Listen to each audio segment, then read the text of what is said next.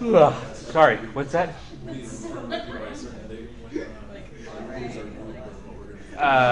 Yes, we're going to talk about that today.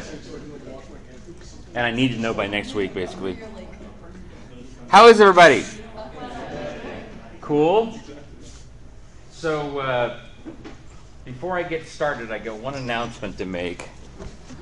One of my former students is a financial advisor now, and he is doing a seminar this weekend, I believe, that he wanted to invite everybody to.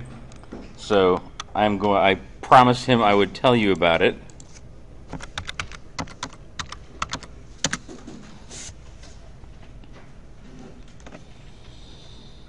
Senior Seminar, Section 5.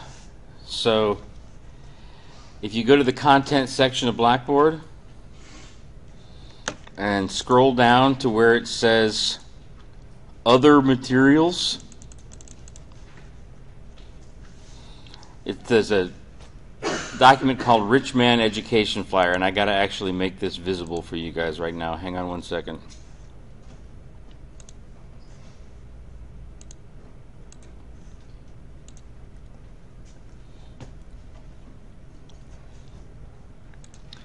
Okay, so scroll down to where it says Other Materials, Rich Man Education Flyer.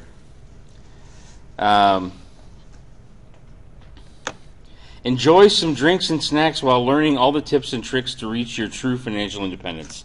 So, there's a guest speaker. His name is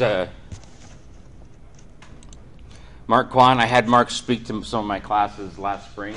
He's a good speaker. Anybody that's interested in where your life is going in the future financially, or if you're interested in getting into a career in financial services, might be a good thing to go to. So that's there. The RSVP information is in the flyer. I will leave you to decide what you want to do about that. I don't know. Good question. I do not know. So, syllabus-wise, I made some slight changes. We need to assign people to groups. So, after I go over what I'm going to go over today, I need you guys to form groups, and we need to get that done by next week. So, I forgot to do that earlier. So, if we go down to the schedule, originally this was due a week earlier. I pushed back the due date for the online simulation by a week, so that you have time to form your groups. Otherwise, it was supposed to be due the end of this weekend, and you guys don't have groups formed yet, so you can't really do the simulation before you form the groups. So otherwise, everything's I changed. So I'm going to do 2 lectures next week and 2 discussion sections in week 4 rather than lecture, discussion. Otherwise, I think everything else is the same. So recapping where we're at so far, had our introduction lecture the first day, talked about ambig strategy, emergent strategy, business model, and strategic management process. Then we shifted gears a bit and talked about your LinkedIn profiles and your professional development plans. And then Tuesday, we talked about the case analysis part of your homework for this class. Today, we're going to talk about the business simulation part of your homework for this class. So between Tuesday and today, that's the lion's share of what you have to do for your homework in this class. There's a couple other small assignments, but basically this is the major homework. So if we go back to the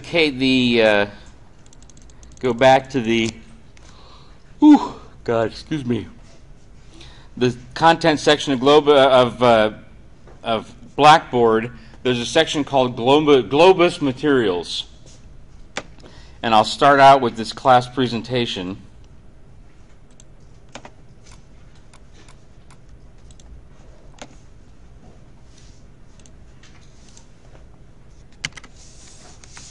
So Globus is basically an online PC-based exercise where you're simulating running a global digital camera company. And since most cameras are integrated into cell phones these days, just imagine this is like running a global cell phone company. It's pretty much the same thing. The marketplace is worldwide. Your production occurs in a plant in Taiwan. And you've got sales activities that you pursue in North America, Latin America, Europe, Africa, and Asia Pacific in 4 different geographic markets. And then those geographic markets each have 2 segments to them, an entry-level segment and a multi-featured camera segment, which is a higher-priced camera. You manufacture both kinds of cameras. So basically, each week, you and your team members go in and you make a bunch of decisions. You toggle a bunch of multiple choice drop-down menus on this online website. So you've got questions about camera design and performance. Those are 10 different decisions about like pixel quality and how many extra features it has, what the menu screen is like. You're going to make decisions about things like that. You're going to make decisions about how much you invest in research and development, various things related to the manufacture of the cameras. You're going to make production operations and worker compensation decisions. So you're going to decide how much to pay your workers. You're going to decide how many workers you need. You're going to authorize overtime if that's relevant. You're going to decide how much you invest in training for your workers. So all of those things you're going to decide each week. Pricing and market, yes? After we make the decision, are we able to go back and change it? Yes. Okay. Up until 11:59 p.m. on Sunday. Oh, okay. So each week you have to make your changes up until 11:59 p.m. on Sunday. Okay, so pricing and marketing. You're going to make a bunch of decisions about what price to sell the camera at, how much to invest in advertising, how much to invest in promotions, how often to have promotions, how deep the discount on the promotions is, how much to invest in customer service, what kind of warranty you offer, all kinds of different things like that. And then you're also going to make decisions about corporate finance. You're going to make decisions about whether to issue or buy back stock. So all your corporations are all public corporations. Issue or buy back stock. You're going to have decisions about paying down the utilization levels on your corporate loans. The lower your corporate loans are, the better your credit rating. And then you're also going to make decisions about how much dividends to pay to your stockholders. So all of those are just toggle decisions that you as a group are going to make each week. In addition to that, there's a ginormous amount of accounting and cost data that is at your fingertips so that you can examine how things in the market are going, how best to make your decisions. Import duties, exchange rate fluctuations, shareholder expectations. There's a lot of information to consider in the simulation. So, like I mentioned before, price, the performance and quality rating of your cameras, number of sales promotions, the length of your promotions in number of weeks, the percentage discount that you give on your promotions, how much you invest in advertising, how many camera models you have, the size. The size of your dealer network. You have to remember to max out your number of dealers each week, because depending on how your company does in your sales in the prior year, you have more retailers that are interested in you in the next year. So you have to keep on top of how many retailers you're working with. Make decisions about the warranty period and about customer support for camera owners.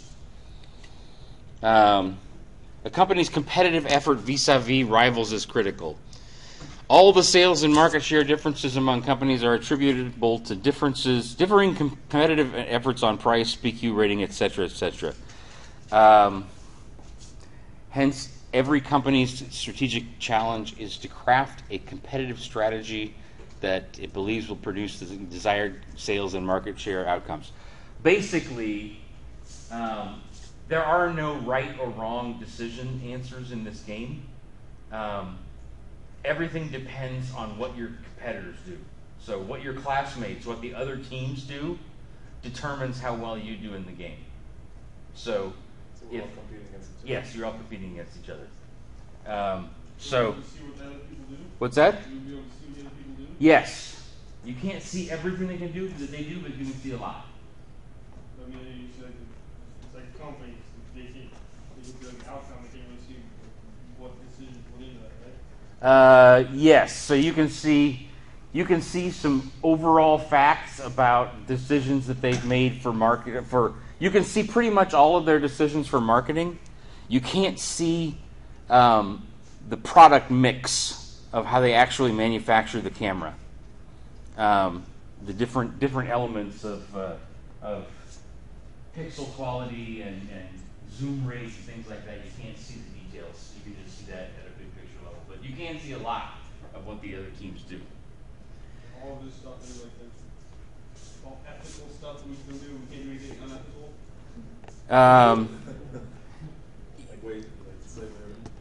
You could do things that are unethical, but I mean, it's hard to imagine what you would do in the game that's unethical. It's the game's set up so that it's hard to do something unethical. Yes, and if you do figure out how the system works, that's part of what I want you guys to learn is how this game works, how the different inputs and outputs affect each other. So if you figure out a trick for how to succeed better at the game, more power to you.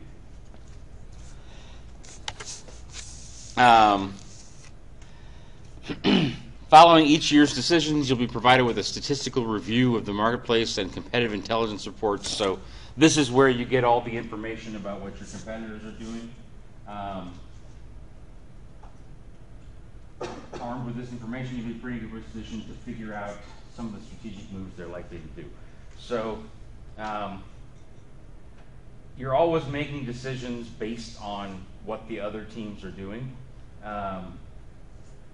I'll show you when after I go through this PowerPoint presentation, I'm actually going to go into the actual website and show you guys how the decision toggles work. So you'll see a little bit more then, but you're always looking at what the other teams are doing to base your own group's decisions. How company performance is judged. So there's 5 different criteria that you're judged on in the game. One is your earnings per share, and there's investor expectations for what you're supposed to achieve.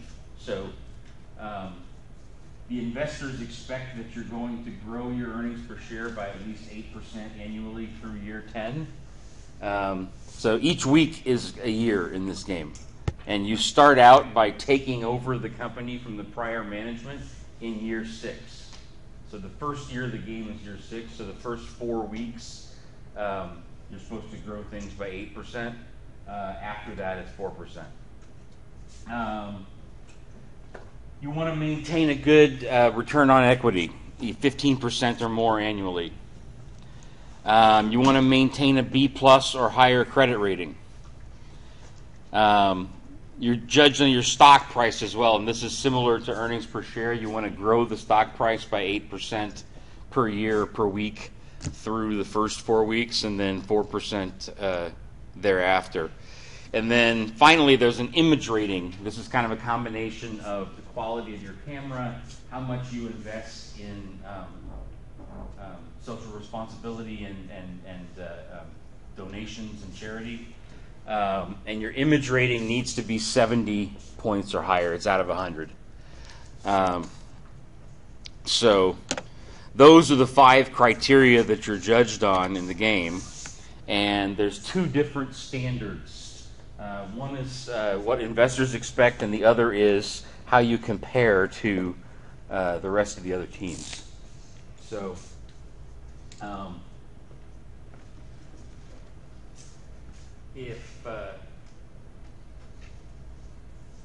we have a graph here, and the investor this is let's say this is stock price. So the stock price should be at least $60 per share. Okay, that's what the investors expect. But in reality, we've got 3 teams, for example, that have maybe 3 teams who are at $40 a share, 3 teams that are at $50 a share, and only 2 teams that are at $60 a share. So your average of all the groups is more like $55 a share or whatever. And depending on whether you're above or below this, you get judged based on how the average of the other teams is, in addition to what the expectations of the investors are. Those both are weighted equally.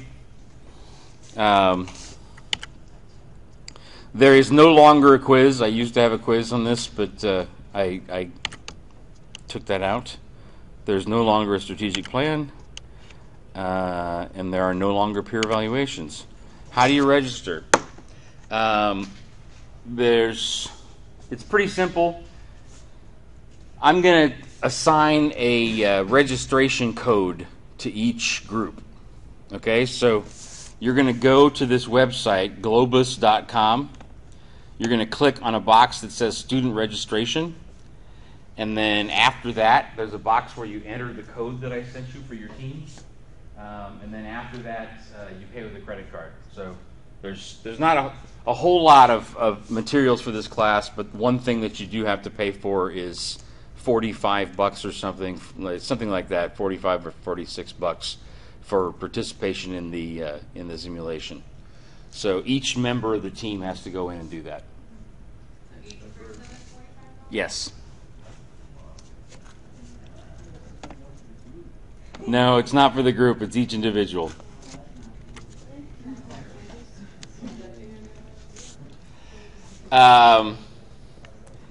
You've also got a corporate lobby page, which is basically your homepage when you get to the Globus website. Rather than going through all the details here, I'm going to open up the website and show it to you guys.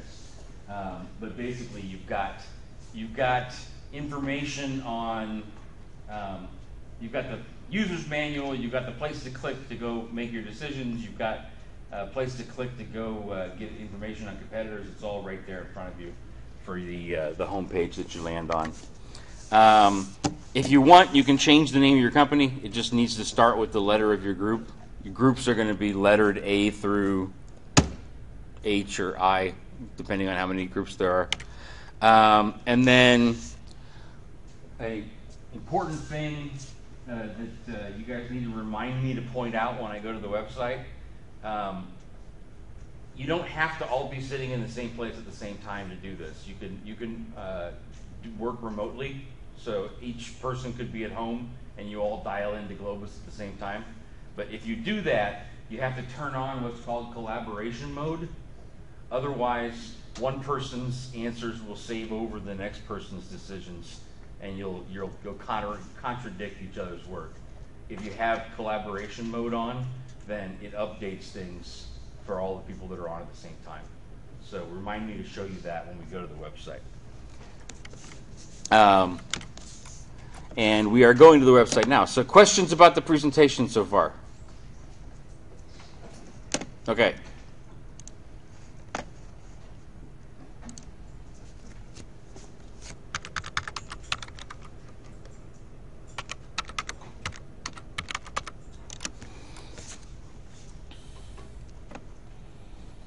Wow, it's a new look. So you guys are going to go here where it says new students, and your code is going to go right in there, accept the Globus terms of use, and hit continue. Everything else is pretty self-explanatory. And then, whenever you get here, you'll just log in.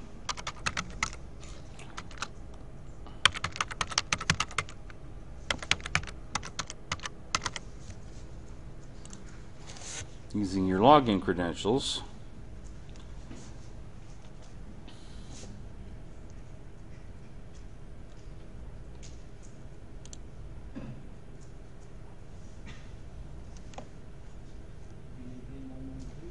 What's that? No. I set it up for the existing investment that I've already got.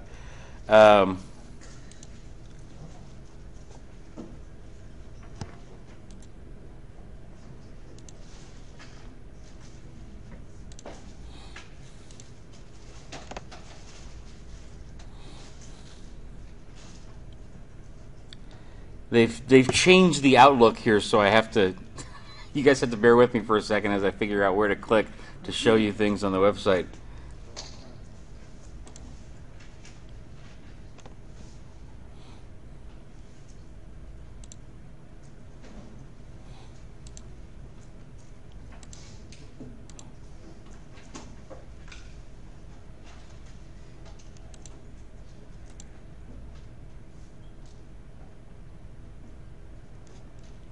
There.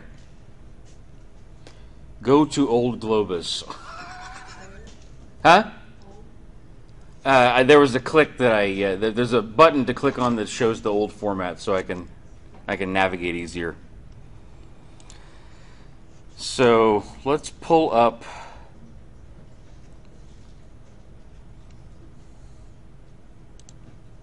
section 4 from last spring.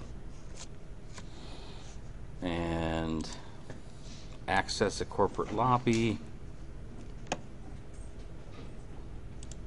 Log in, go to corporate lobby.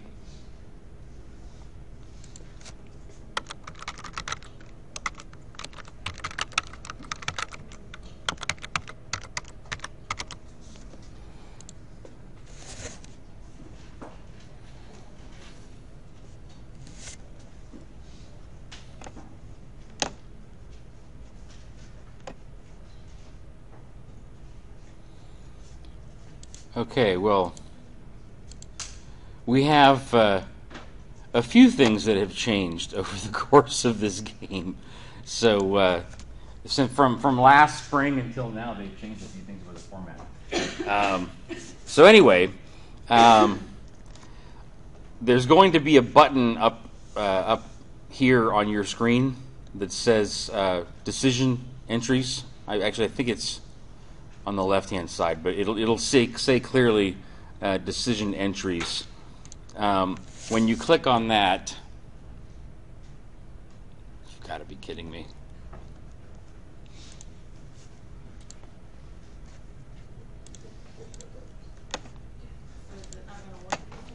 What's that?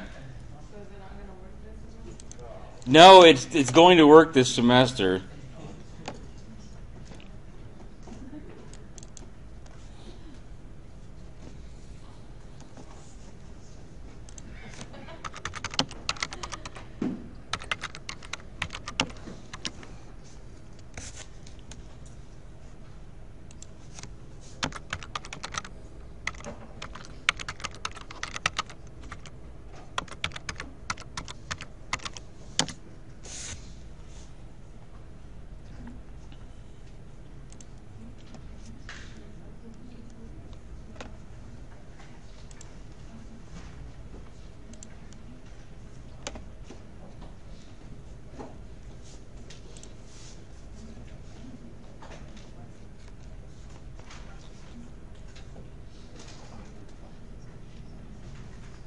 It works better with Google Chrome than it does with Firefox. So this is what your decision screen will look like.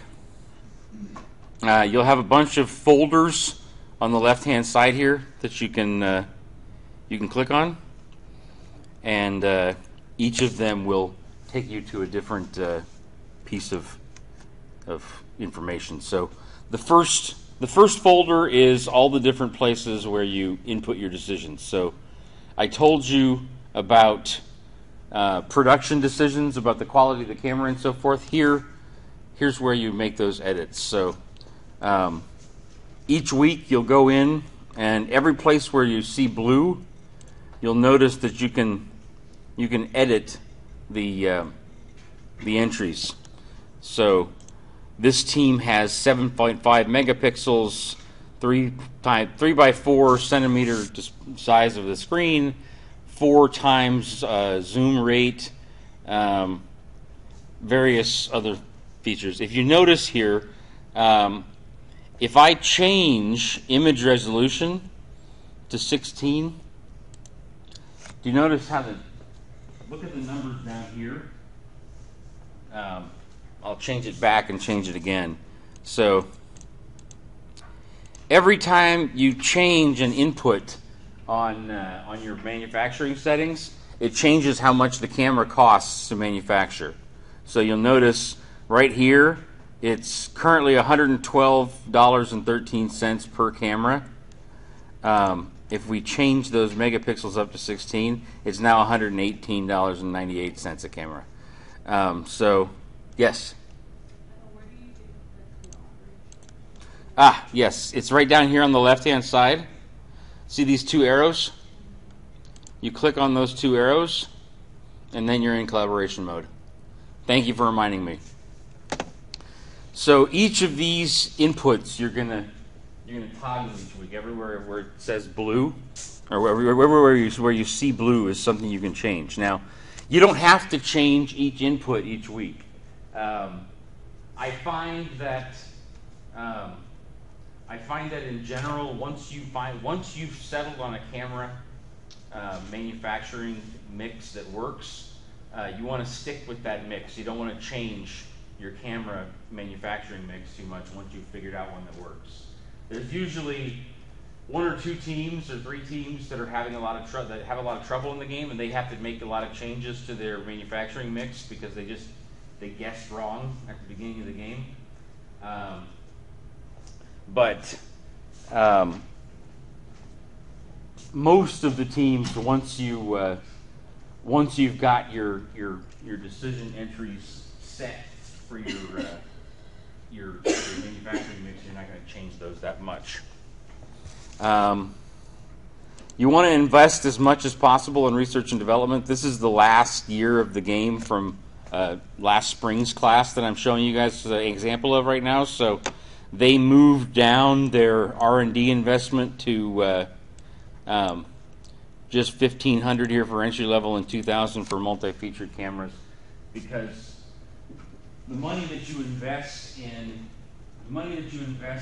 research and development only benefits you in future years of the game. So you invest in R&D now, but it ends up improving the efficiency of your production, the quality of your camera. It makes your cameras better, but only in future years. So when you get to the last year of the game, if you want to save some money for the firm, you just cut your R&D expenses because there's no more future rounds of the game. Normally, you want this to be around $10,000 for each, rather than $1,500 to $2,000. Once you've got all of the marketing inputs where you want them, or all of the manufacturing inputs the way you want them, you click on the next little document here, marketing. These are all the marketing decisions that you can change.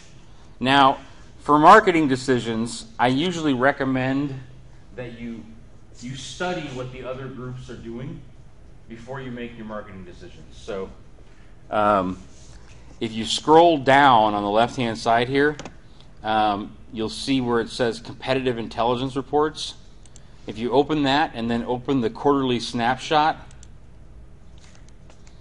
that's going to bring up information on what all your competitors are doing. So I'm tired. I'm making marketing decisions for Group A right now. That's the one I logged into. So normally you're not competing with every single you're not competing with every single group in this class. You're really only competing with the other teams that have the same price quality rating that you do. So there's going to be cameras that are better quality and more expensive than yours, and there's going to be cameras that are less quality and lower cost than yours. You're not really competing with those. You're competing just with the ones that are the same price and quality range as you. So, and I'm hitting you guys with a lot of information right now about the game. It's all going to be recorded. So just follow me as much as you can here, and then go back and backfill by listening to the lecture. So you'll see here PQ rating 2.5. So we want to look at other groups that are 2.5 stars and make sure that our marketing decisions are similar to theirs or better. So 2.5 stars for group F here and 2.5 stars for group K. So the first thing we want to look at is price. $135 for group F, $135 for group K, $140 for group A. So our price is a little bit higher than our main competitors. We may want to make our price a little bit lower. So if I go back to the marketing section, maybe we undercut their price just a little bit and offer it for $134. And each of these is a different global market. So this is your price in North America, your price in Europe, your price in Asia Pacific, your price in Latin America. When I start the game, when I have groups start the game, I usually have you just make all of these the same. As you get further along in the game, you can actually have different prices in different markets depending on what the exchange rates are, because basically your production costs are in Taiwanese dollars, but your revenues come in Brazilian reais, US dollars, euros, and I believe yuan. So depending on what the exchange rate is, you may have to have a higher price in order to make the same amount of money in Taiwanese dollars, because there might be inflation in Europe or something. So later on in the game, you can tailor these to be different for each market. I recommend making them the same as you start out. It makes your decision making a little simpler. So we looked at the price that the other teams had for the entry-level camera. Now we want to look at what they were doing for technical support and advertising. So Group F is $1,100 for tech support, $1,000 for advertising. Group K is $300 for tech support and $300 for advertising. So there's a big difference between those two. We're at $650 and $900 for advertising and tech support, so we're kind of in the middle of those two groups. That's probably good for now. We'll stay in the middle of those two. So no changes necessary on that one. The next thing we want to look at is the promotions that the other competitors are offering. So Group F is offering 2 promotions for 3 weeks each at 15%. Group K is offering 3 promotions 1 week each at 10%. And we're also offering 3 promotions for 3 weeks at 15%. So we're offering the exact same thing that Group F is. And we're offering a slightly different promotional mix than what Group K is offering. So Group K is offering more promotions, but they're shorter in time, and they're not as deep of a discount.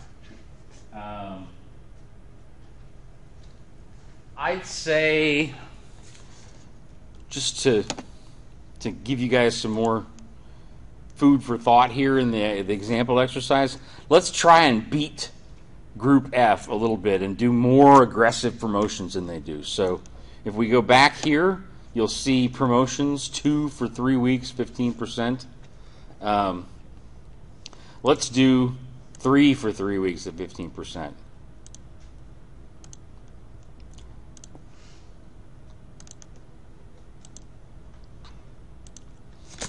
So that increases the aggressiveness of our promotions. So if customers are looking at our camera versus Group F's camera, they're going to be more likely to buy our camera because we're offering more discount. We're offering more frequent discount periods. So after you adjust the promotions, you also want to take a look at the warranty period. So you go back to competitive intelligence reports, quarterly snapshot, warranty period. So Group F is offering a 2-year warranty. Group K is offering a 2-year warranty. We're offering a 3-year warranty. So we're better than them, but that also means that we're spending more money on our warranty costs than the other competitors are. And the way that you get judged in this game is not by just how many cameras you sell, but how much profit you make. You're judged on how much profit you make, not how many raw revenues. So maybe we want to change our warranty period back to be the same as the other competitors so that our costs aren't higher. So we'll go to marketing and change this back to 2 years instead of 3 years. So after all of those inputs are typed in, you also want to look up here at retail dealers and make sure that the number of dealers is equal to whatever the number is on the right-hand side. So this is not rocket science. There's some things in running a business that are not hard. You just have to show up. There's certain things in running a business that if you just do them, your company is fine, but it's easy to forget to do them, and if you forget to do them, then bad things happen. This is one of those things. So you just want to make sure that these numbers are always matching the ones on the right-hand side, because they change each week. So make sure that you look up there at the top and make all these blue numbers the same as the numbers on the right-hand side. So you'll notice this team right now is already maxed out for its retailers in North America, but it has a few more retailers that it could take advantage of in Europe, Africa that have changed from the last year, so we've moved that up to 1,200. Asia Pacific is already maxed out, and so is Latin America. So not many changes to make there. Some of your groups are going to have more radical changes to make each week. And then we're still on the marketing decisions. There's 2 different types of cameras. So all of those decisions that we made about price and promotions and warranty, we need to do those for the multi-featured camera as well. The multi-featured camera is a different category of camera. It's a different product. So we go back to the competitive intelligence reports and look at multi-featured segment. So in the multi-featured segment, we have a 3-star quality rating, and nobody else really has a 3-star quality rating. The closest is 3.5 and 2.5, groups E and F. So that's what we'll try and be in between those two as our competitive range. We're the only one that has a 3-star camera, so we'll base our decisions off the 3.5 and the 2.5. Do we pick how many stars we want, or does it tell you based off how much you're spending on? It depends on how fancy the features you made on the first page. So that right there determines what it's not like you say, okay, I want a 4-star camera. no. Okay. In the decision entries for product design, if you crank up these numbers to like 16 megapixels and 7 times zoom factor and 9 accessories instead of 4, the more you move those up, the higher the you see I just made those changes, and now it's a 3-star camera instead of 2.5 for entry level. So the more robust you make these features, the higher your price quality rating. Make sense? Okay, competitive intelligence reports. 3.5, 357. 2.5, 360. Well, that's kind of backwards. The camera that's lower quality is selling for $3 more than the camera that's higher quality. So, and we are way off at 400. We're like $50 above the prices that our competitors are offering. So, we'll probably want to drop back down to. We can be cheaper than 357. So more expensive than 360? Well, it's tough. We want to be more. Basically, in this case, it's more important to be under the competitive price than over. So we're going to move our price down to 355. So that we're a 3-star quality camera. We have a slightly lower price than the 3.5-star quality camera. So we'll go back to marketing, change this to 355.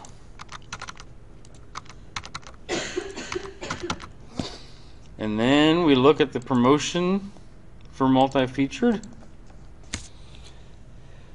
2 promotions for 2 weeks at 11%, 2 promotions for 3 weeks at 15%, and we're also doing 2 promotions for 3 weeks at 15%. So we're in the middle of what the two different competitors are doing. I would leave that the way it is for now. And then finally, we want to see the warranty period. 3 years for the 3.5-star quality camera, 2 years for the 2.5-star quality camera, and 3 years is what our warranty period is.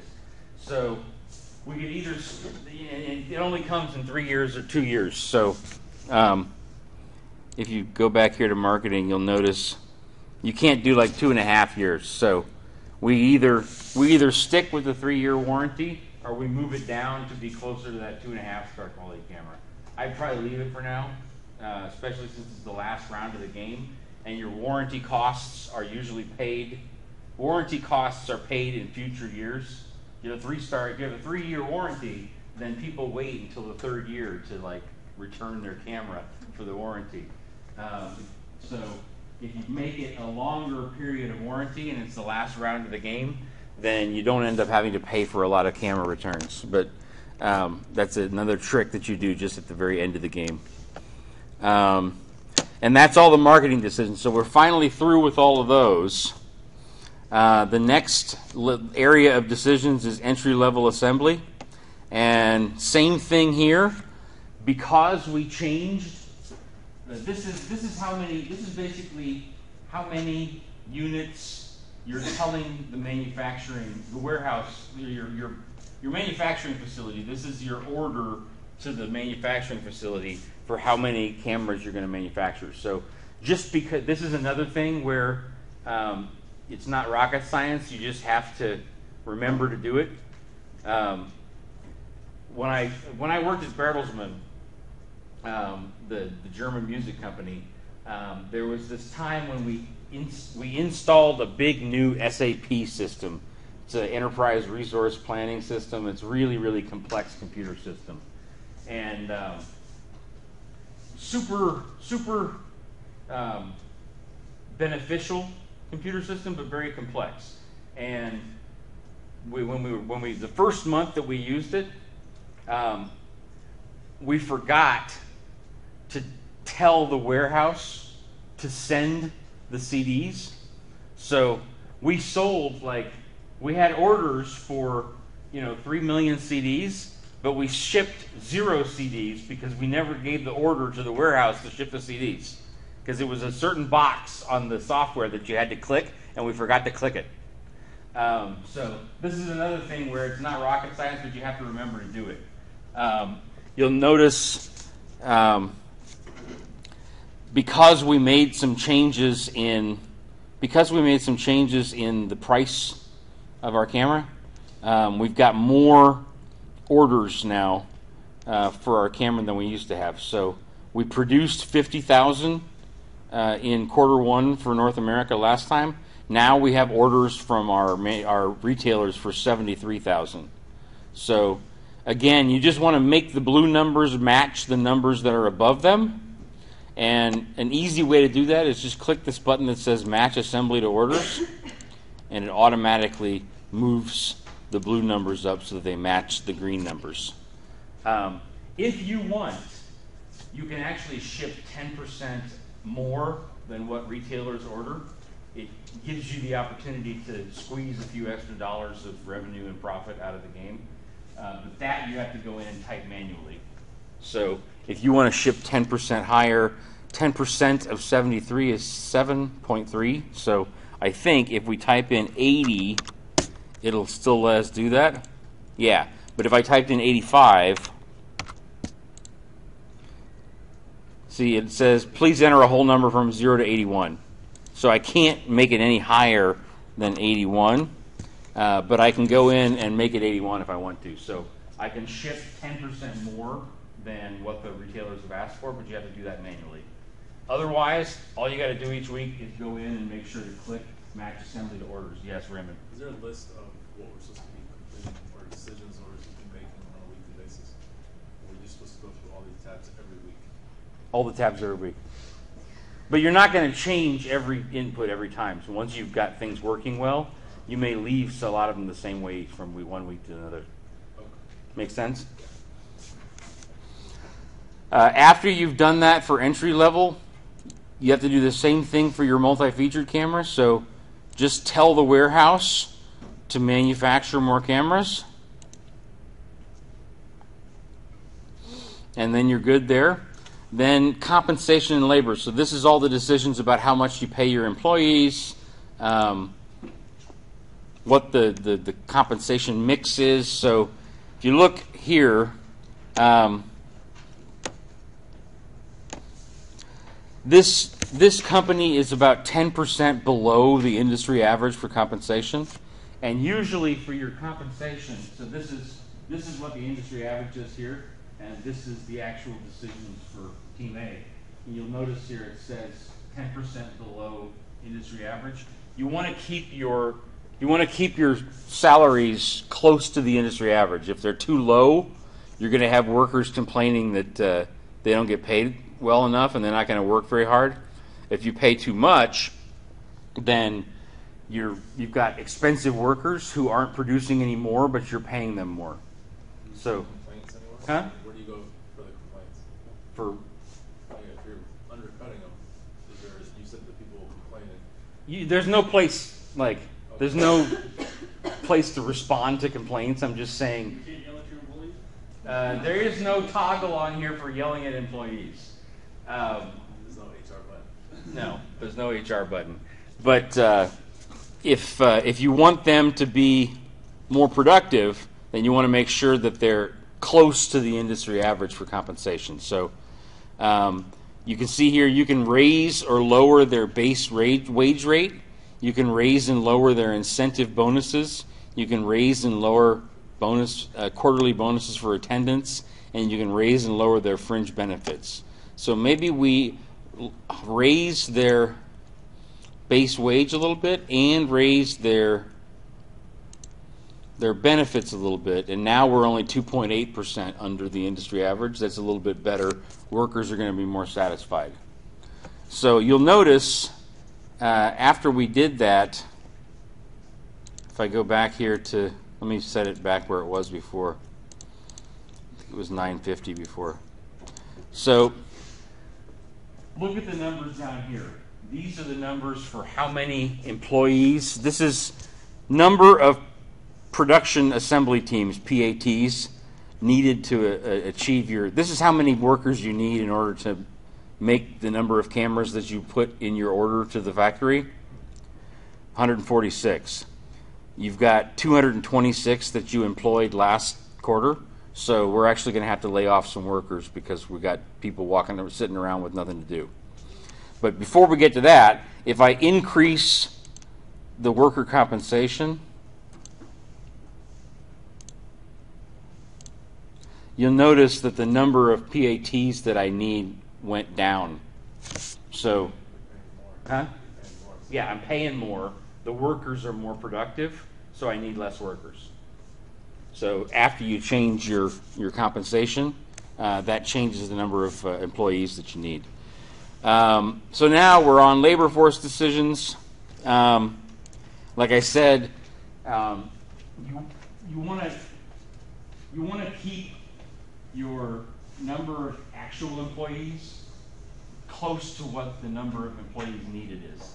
If you have too little, then you're not going to be able to meet your production goals, and you're not going to make as much revenues as you'd like.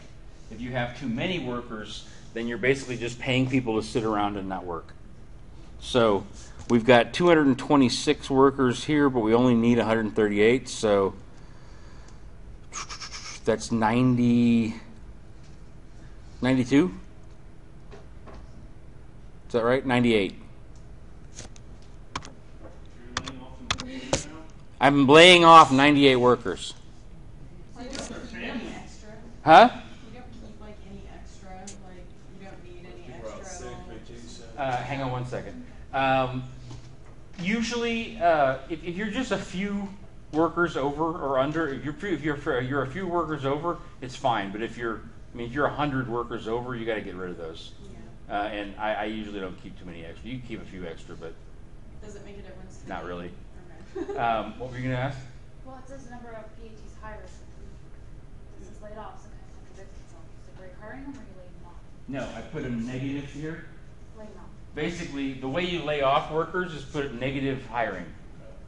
So minus 98 means we're laying off 98 people. If we were positive 98, that means we're hiring 98 people. So took that down to 98. So back to Jennifer's point, we do need a few more workers in quarter two. So maybe, so you see here, 145 needed, 128 on the payroll. So maybe we don't want to lay off all 98. We only want to lay off 81. Then we got the exact right number of employees for quarter two. Quarter three, you'll notice 292 needed, 145 on the payroll. Quarter three is where you do all the production for Christmas. Quarter three is always much more manufacturing than the other 3 quarters. So in quarter three, you need to hire temporary workers.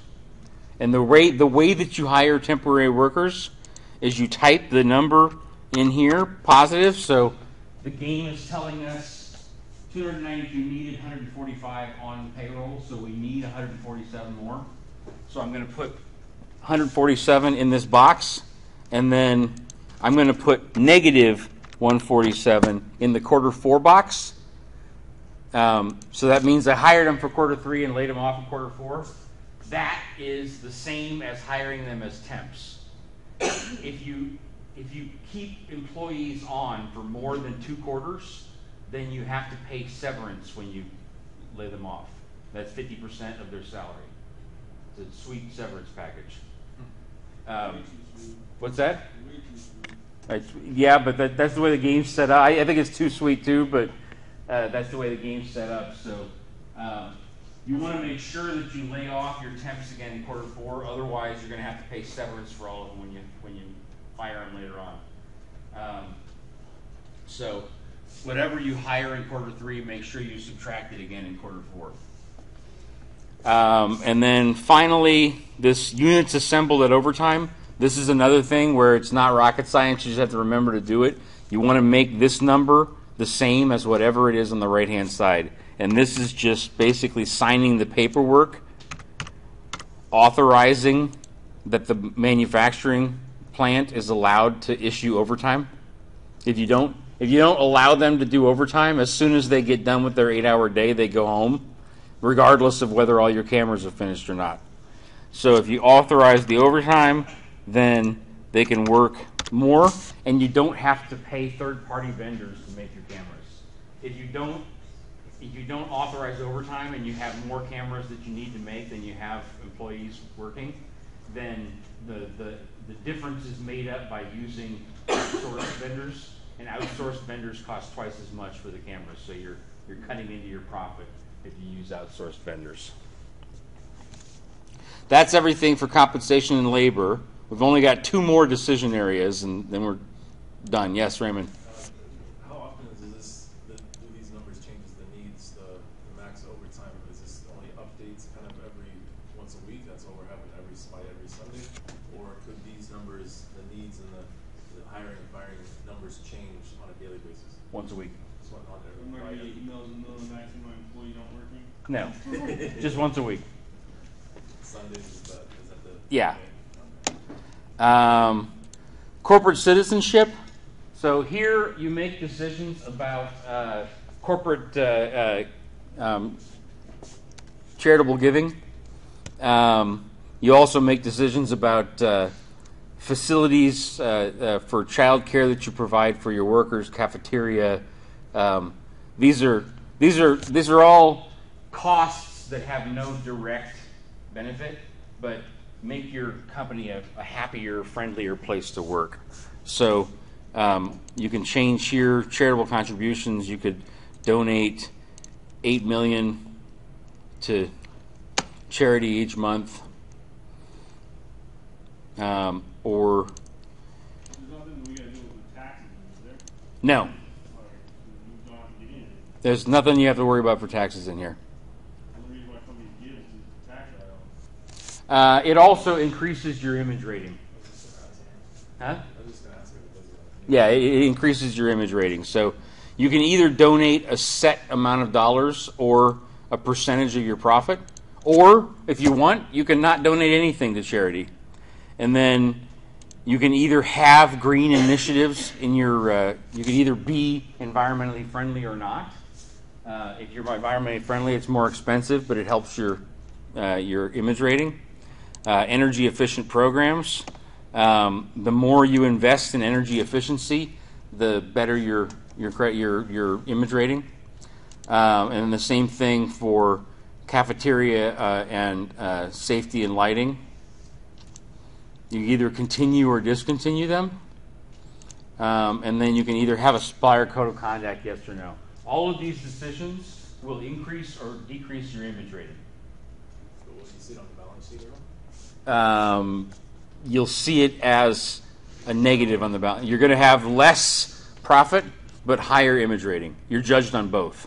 So it's a trade-off. But will you see where the profit's where it's going? Will it say like these areas it's dragging this amount? If you notice here on the left-hand side, this is earnings per share. These are all, the blue numbers here are estimates for how the performance is going to be based on what decision inputs you've made. Okay? Now, these estimates are all based on last year's performance. So, as soon as the other teams change their inputs, this projection is no longer accurate. But it's just like that in real life. When you do future projections about your competition, you never know exactly what they're going to do. You just base it on what they've done in the past. So these are the projections for the next year. And Raymond, to answer your question, if I go in and donate money to charity, look at the earnings per share. It's $5.15 right now. Negative $5.15. This is not a good... These guys are not doing well right now. But I'm just showing you how to put the inputs in for the game. They're losing $5 a share. If they go and donate $10 million to charity, now they're losing $6.24 a share. So We can only see everybody else like at the end of the week, or we can see everybody once they save it. you can see only at the end of the week. It doesn't update on the saving until the end of the week. And you can change this, right? So if you want to see what the effect's going to be if you go green for a couple of weeks, what that looks like on your balance sheet compared to not going green, you can kind of compare. Mm-hmm. And then, so that's the corporate citizenship decisions. The last area of decisions is finance and cash flow. So you'll notice just a few things for blue here. Pay down of outstanding loans. If you look up above, this tells you how much cash you have on hand. It tells you a bunch of other stuff about your cash inflows and cash outflows as well, but the important thing is how much cash do you have on hand. Whatever the blue number is here is the amount that you can, if you want to, use to pay down your loans. The lower the more you pay off your loans, the better your credit rating is. You want to keep your loan utilization at about 30%. You don't want to go much higher than 30%. Otherwise, it's going to hurt your credit rating. But you don't necessarily need to have this be zero. It's fine. It's $115,000 total line of credit. They're a little high, but not really. It's not bad. The main reason why there's a credit watch on this company is because their manufacturing is all screwed up and they're losing money on their shares. But that's where you type in the numbers for paying down loans. Right here, you type in numbers for dividends paid to shareholders. So basically, what I usually advise students to do there is just, if you're making a profit, match the number that's down here. If you're not making a profit, if you're having trouble as a company, pay 0 dividends. Your investors are not going to be impressed if you're losing money and you're paying dividends. They're only impressed if you're making money and paying dividends. So if you're making a good profit, make your dividend number the same as the expected earnings per share. Otherwise, make it 0. And then finally, if we can either issue shares or repurchase shares. So if our loans are really high utilization and our credit rating is really bad and we don't have any cash, well, we could issue more stock, 5,000 shares. Look at all we're flush with cash now because we issued shares. And we can use that cash to pay down the loans.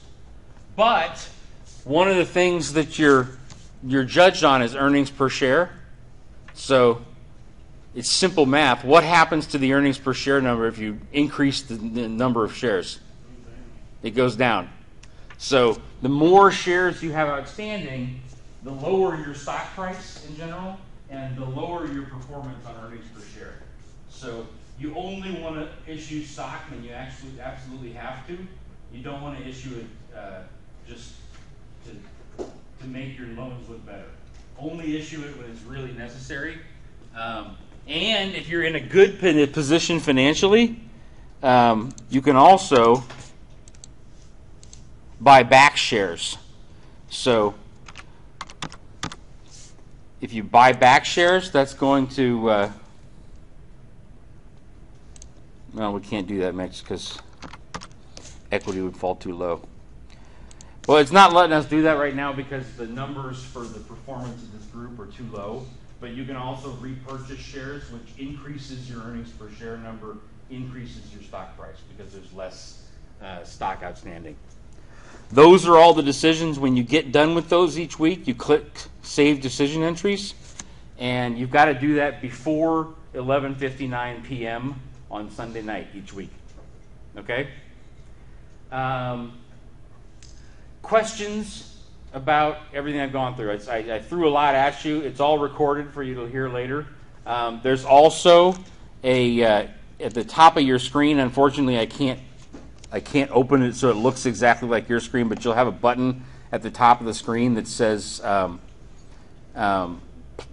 User Handbook, I believe.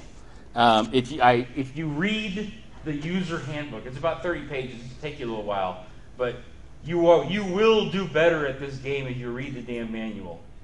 There's a lot of details in there that I didn't go over. The better you understand those details, the better you're going to do at the game. So it's a little bit of front-end loaded work, but if you really want to do well in this part of your homework, read the user manual before you start doing this. That'll give you a lot more tips on how to do everything. Other questions before I move on to one other thing that I wanted to go over? Okay, so, yes, Jeffrey. The collaboration mode. Huh? Oh, collaboration mode. Yeah, you asked about that. What's your name? Huh? Elia? Eliana. Eliana, thank you. She asked before too. Jennifer, just to show you as well. It's right here. Okay. See Alert and Chat Center? You can actually message back and forth with your other teammates here if you want, but collaboration mode, you just have to make sure that those two little arrows are blue. Okay? Make sense? Okay. Other questions? Okay. Everybody in here needs to form groups and email me with the names of your team members by next week. So if I leave it up to you to decide who you want to be in a group with. You can't have any more than 5 members. So I would recommend between 3 and 5 members, probably 4 and 5. If you have less than 3, it's going to be more work for each of the members of the group, and the system for the game does not allow any more than 5 members of a group. So 5 is the maximum number of group members, and 3 I would say is the minimum. One other thing before I let you guys go.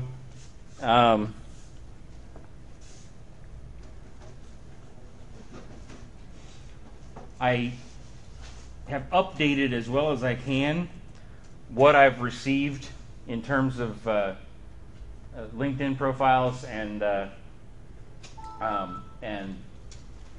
professional development plans. So, what's that? Yeah, you're supposed to add me on LinkedIn. So, as of right now, Liliana Adame, I'm missing a LinkedIn connection and professional development plan. Mohammed Al-Shaiban, I'm missing both.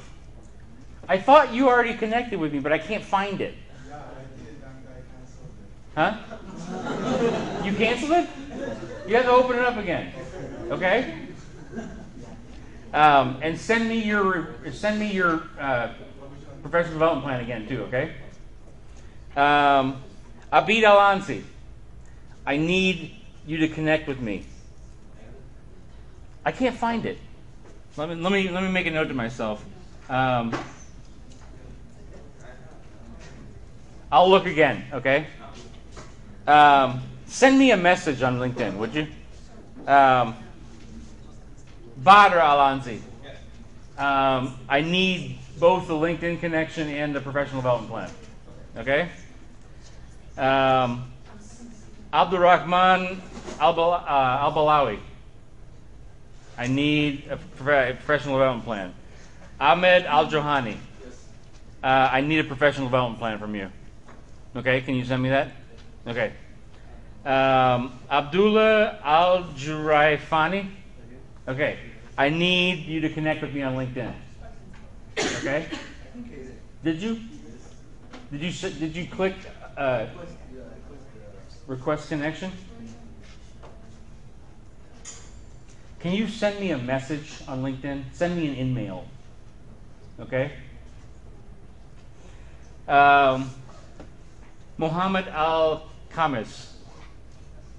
I need both LinkedIn profile and professional development plan. Mishari Al-Mumar.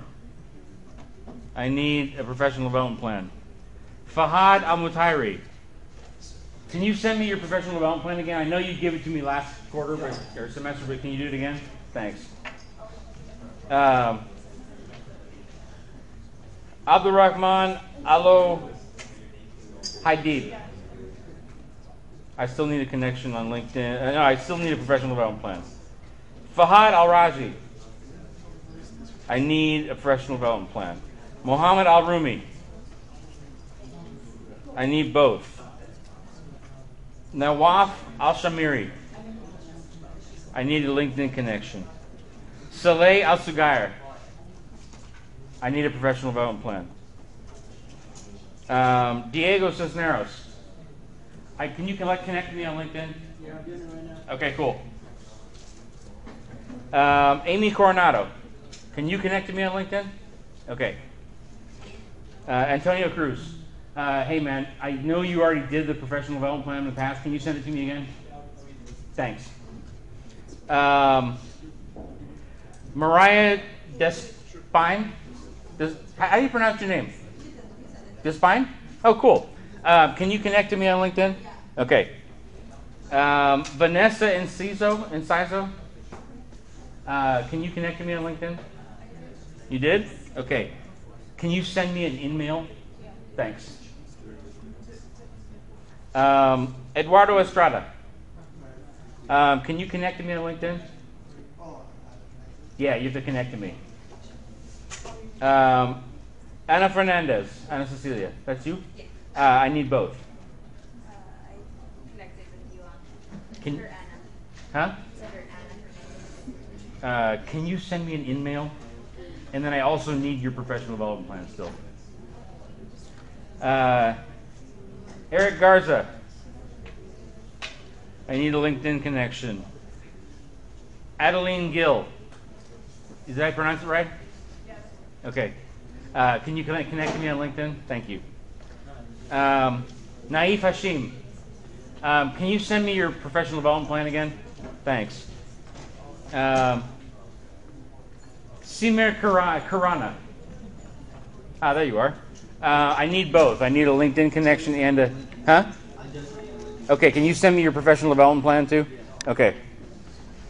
Nathaniel Lopez. I'm connected to you on LinkedIn, but I still need your professional development plan. Christina Martinez. I know. Yes. Alyssa McCoy. Where's Alyssa? I don't see her today. I need her professional development plan again. This is one of the longest names I've ever had in my class. Mohammed Izan Ibrahim Mohammed Jakir. That is a long-ass name, man. Can you connect to me on LinkedIn? Okay. Thanks. Naif Newman. I need a professional development plan. Alex Richet.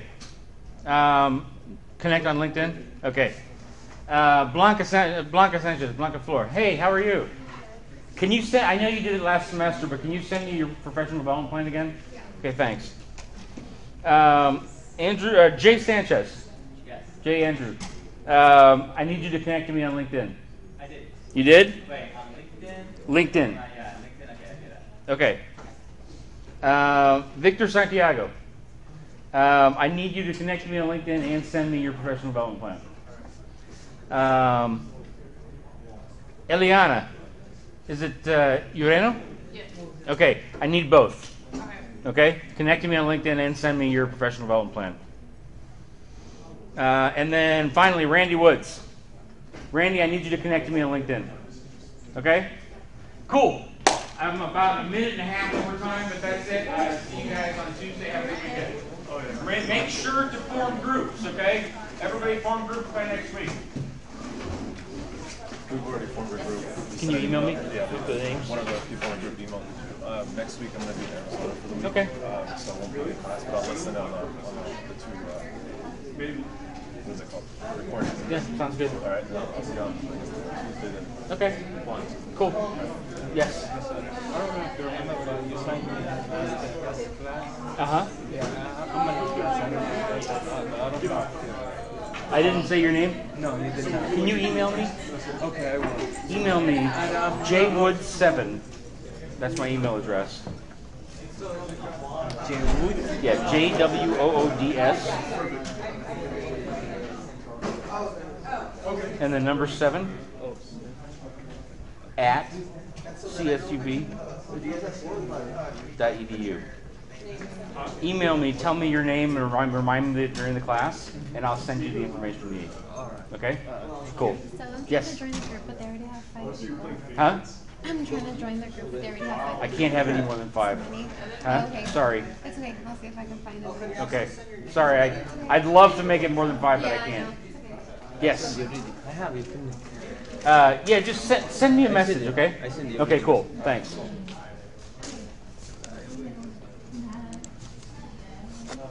Yes. Huh? You see where the little arrow is? Yeah. Because I sent you one, but I don't know if you got it or not. That's interesting. Try share profile.